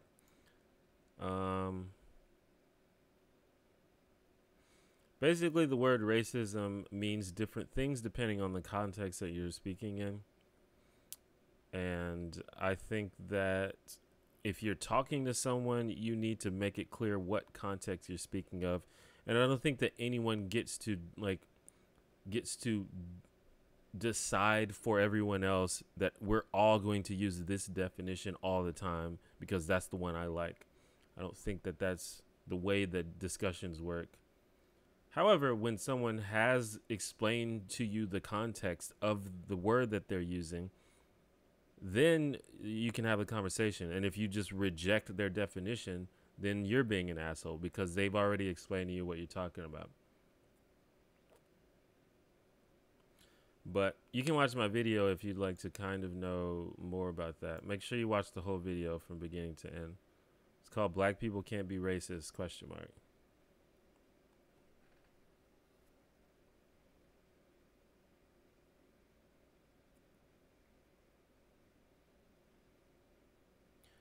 What do you think of the recent anticlimax of the Mueller investigation? All right, see you, Danielle. Thanks for coming to the stream. I think that a lot of people were put a lot of hopes in the Mueller investigation because it seemed to be probably the only chance of Trump getting impeached and Trump being definite proof of Trump breaking the law 100%. But other than that, I don't think that anyone should have put so much stock into it. And I don't need the Mueller investigation to believe that Trump is like a incompetent, immoral, corrupt, maniac. So I don't know. I think that people just thought that that was the best chance of him actually getting impeached. But it's hard to believe that the Republicans would ever agree to impeach him under any circumstances. I think he could probably shoot a man dead in the street on camera and they probably still wouldn't impeach him.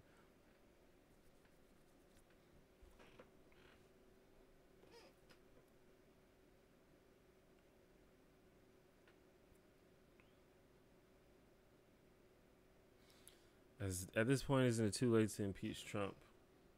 No, I don't think it's ever too late.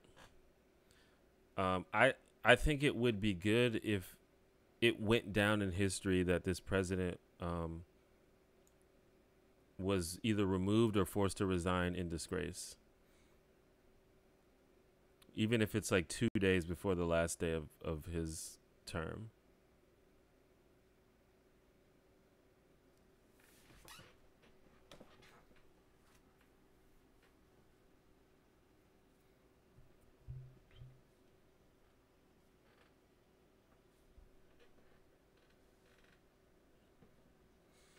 And I think him being impeached would also sort of send a message to whoever succeeds him that, hey, we're not afraid to impeach people.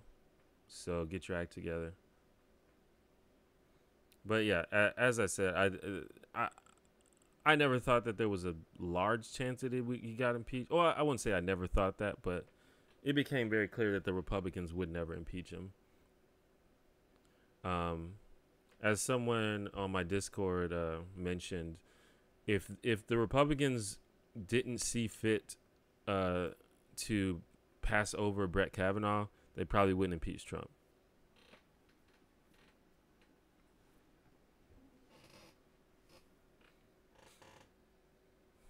Yeah, I wasn't exaggerating about the shooting. I think he could literally do that, and they wouldn't impeach him. They would find some way to spin it.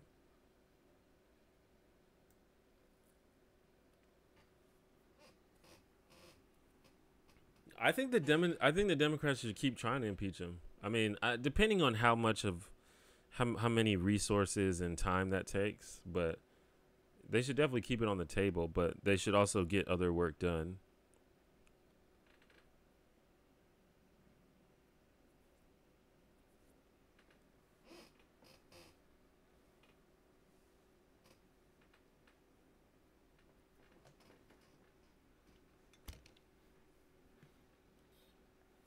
if it's like too much of a hassle, requires too many resources and too much manpower or whatever, like then drop it at this point. But because I think the Mueller investigation has kind of been a distraction overall anyway.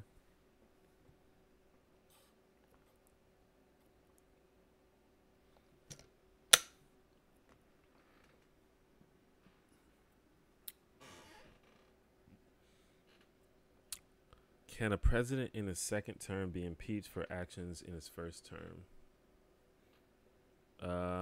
Probably. Not sure, but probably. But let's hope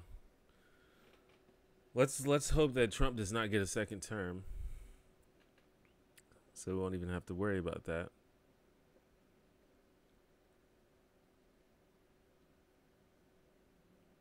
I don't know, man. America is just I don't know what's going on in this country. I'm not even like the fact that like beyond Trump, the fact that people keep voting for Republicans is just mind-boggling to me. Like the Republican propaganda is like so strong.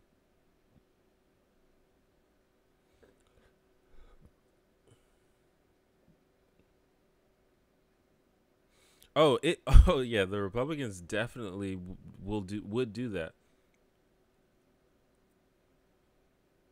Just like when when Obama tried to nominate a Supreme Court justice, and they said something like, "Fucking what they say?" Like a president shouldn't nominate a justice like this close to the end of his presidency, or something stupid like that. Like what? That makes no sense. Who cares?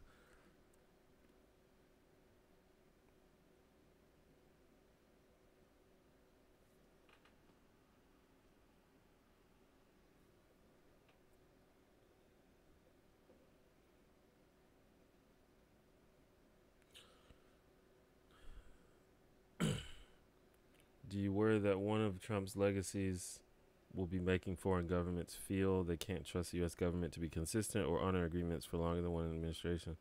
I wouldn't be surprised if that happens. Honestly, I think Trump has done a lot of damage to the reputation of the United States for sure.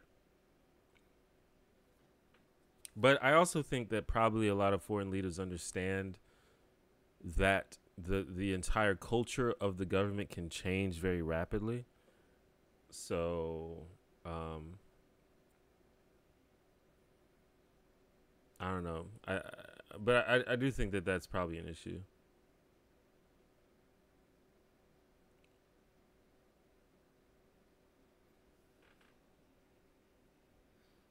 It was baffling, but it worked. That's the thing. That's the thing about the Republicans. Like they have no scruples and seemingly no morals, but they get shit done. Like their strategies work. I mean, the question is at what cost, but they definitely work a lot of the time.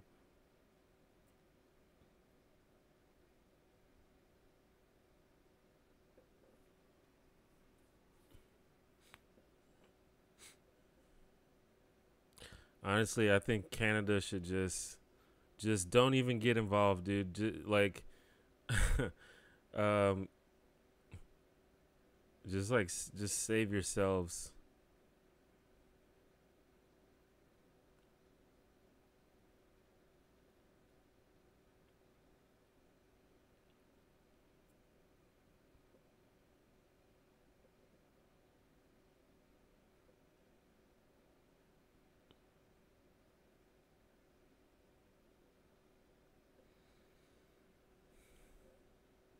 Do I think Bernie is a viable candidate? Yes. Are you not eating a Sunday on stream because it is a Monday? People keep like a lot of people want me to actually have a Sunday. Maybe I should start eating Sundays on the stream.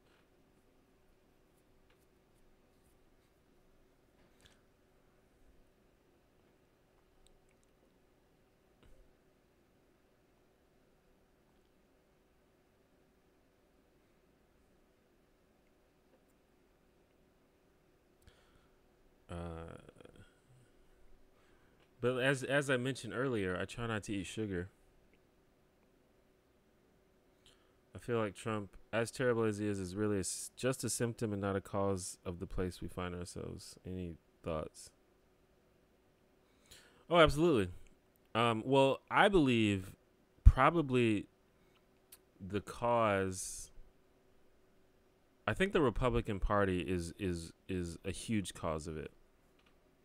Maybe not the cause, but I think the Republican Party is just kind of like a fucking, I don't know, like just this organization that has like systematically destroyed this country.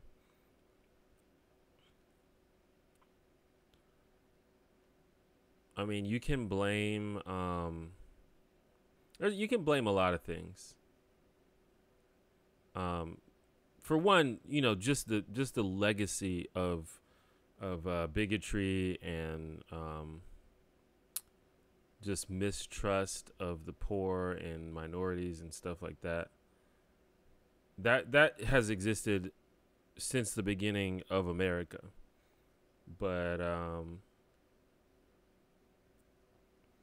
in terms of like how we so rapidly moved more and more to the right, and to the point where we have someone like Trump in office, I think that is, you can draw a straight line back to the Republican Party. In fact, I did a video about that called "How the Republican Party Created Trump."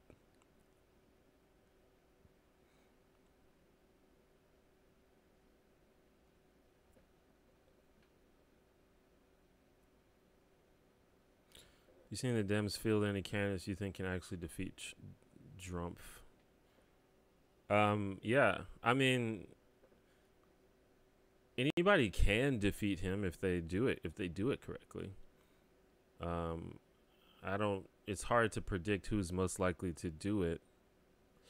I mean, I could see Bernie doing it. I could see Kamala Harris doing it. I could see Tulsi Gabbard doing it.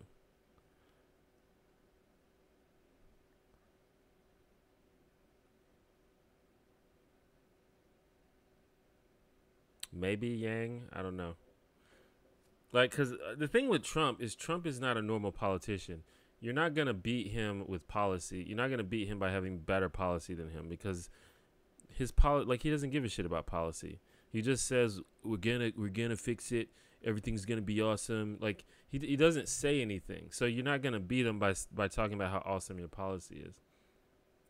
You have to beat him by connecting with people, and like we were talking about, you have to make him look stupid. You have to, like we were talking about earlier with debating, you have to find a way to make him look stupid in front of other people. And only certain people, I think, would be able to do that. Like, for example, Elizabeth Warren has had many chances to do this, and she usually fails every time. Like, she ends up looking a little stupid at the end. And I think Trump would just run circles around her.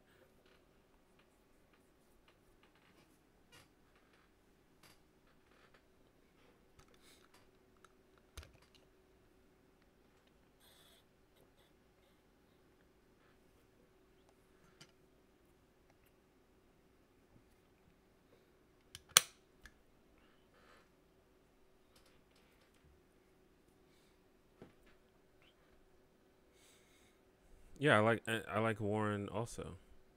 I think I would prefer her to be the president than a lot of other people, but I don't know if she can beat Trump. But maybe if she like sits down and, consults with people and thinks about what to do, then maybe she can.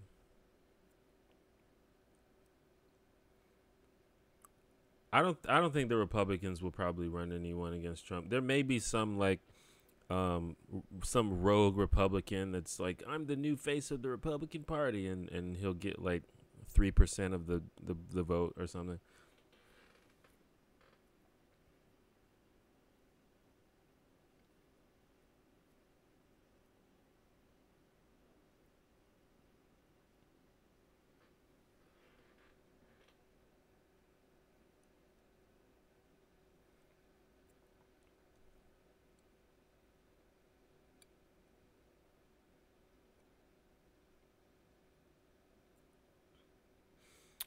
I don't know if leftist thought is more diverse than than rightist thought, but I do think that who leftists are way more diverse in who they throw their support behind and who they like fall behind, things like that, than the right. Like the right generally falls in line once they figure out who their guy is. That's their guy for life. Like I think the vast majority of, well, not for life, but I think the vast majority of Republicans are probably not as far right as the Republican Party in America. Probably not, but those are their guys, so they support it. The left, on the other hand, who knows who you support, especially now with so many candidates entering the race. I've heard so many people that are like, fucking Bernie sucks, Yang sucks, Kamala sucks, Cory Booker sucks, Elizabeth Warren sucks. Like, no, there's no like consistency in terms of who they throw their support behind.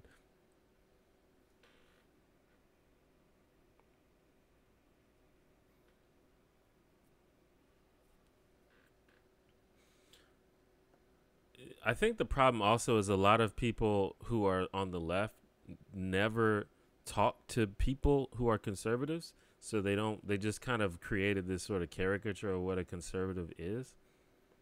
But if you talk to conservatives, they all have different views on stuff. They're people. They're human beings. They like different things.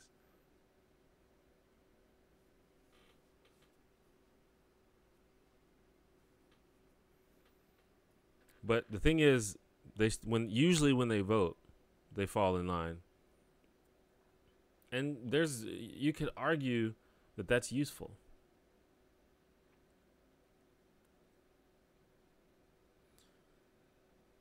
Tomari, thanks for the comment.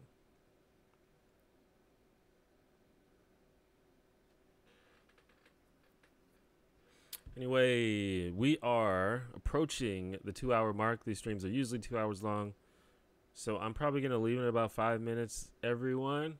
So we can probably get a couple more comments or questions in there, but we're winding down.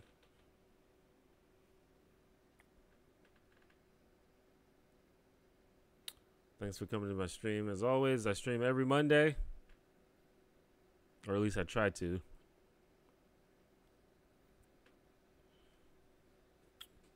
I have a Discord. If any of you are users of Discord, I have a Discord server where the T1J community can get together and just talk about whatever you want to talk about.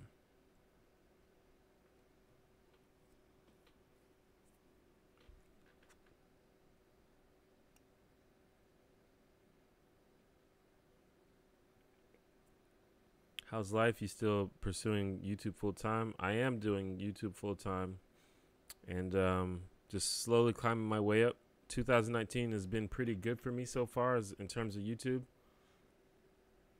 Getting more views, more subscribers, making some business moves. So things are going pretty well. I have good thoughts for this year.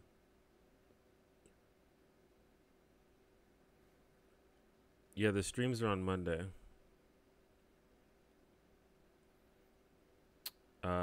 They used to be on Sunday a long time ago, but they've been on Mondays now for, I want to say, like a year. Maybe less than a year. Maybe like 6 months.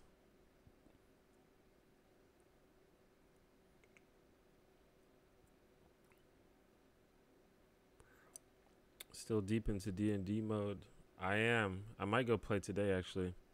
Do I watch Step Back History? I don't know. I don't know what that is.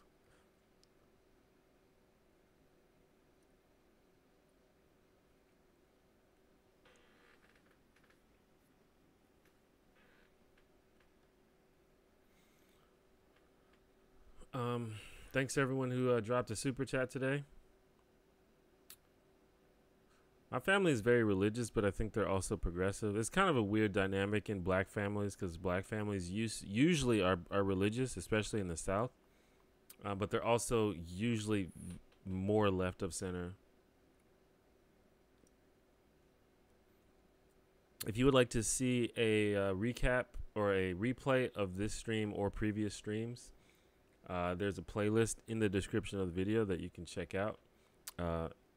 Couple hours after this stream ends, this video will be added to the playlist, but you can go there and watch the old streams if you'd like.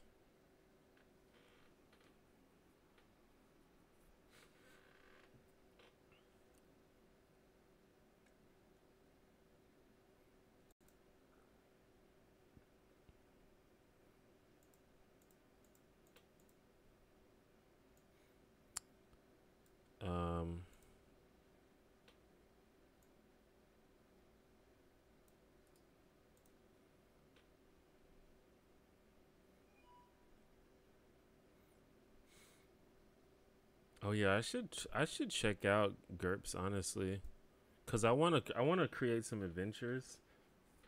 But it's sometimes it seems difficult to translate all these weird ideas you have into the D&D like rule set and mind and world.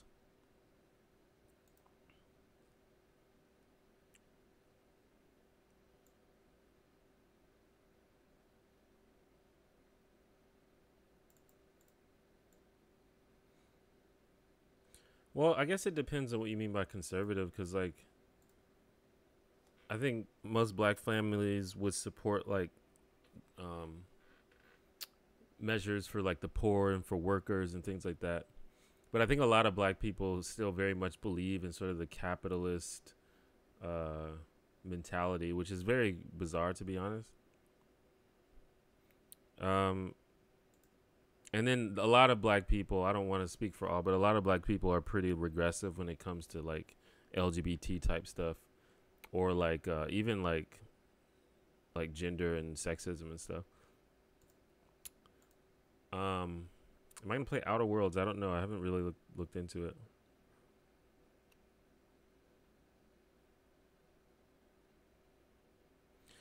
Anyway, I believe that's gonna be it. If you haven't watched my latest video, you should go do that. It is about cultural appropriation. It's sort of like a update to my old cultural appropriation video, which is one of my most popular videos. But beyond that, I probably will see you next week, next Monday. And if you would like to talk to me, the best way to do that is to join the Discord, because I'm always on there.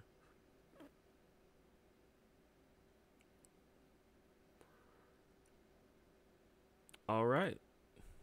Bye.